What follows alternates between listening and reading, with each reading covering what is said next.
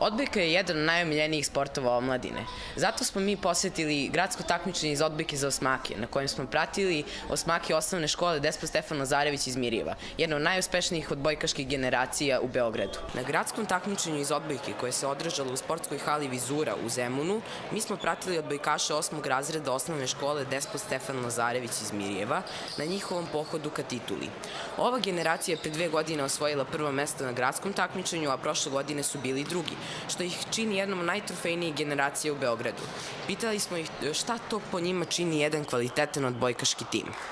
Pre svega timski rad, da svi igramo kao jedan, da nema popuštanja, pogotovo kad vodimo, da se bodrimo i to je mislim najbitnije. Timski rad, drugarstvo i vera. Dokazali su nam da su jedan od najboljih odbojkaških timova u Beogradu osvajanjem prvog mesta na gradskom takmičenju i ove godine.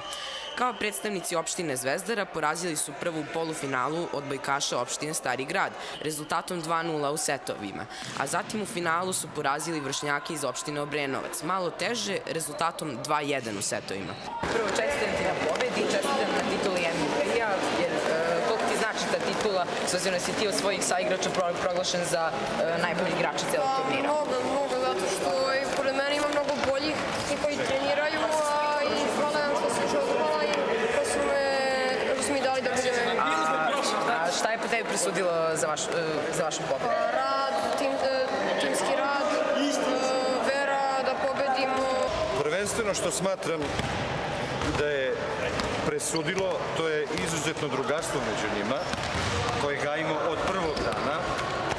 Drugo, motiv za bavljanje sportom. Treći, jedan dogovor i uzajamno poštovanje, gde smo se trudili da stremimo cilj. Slavlje je moglo da otpočne.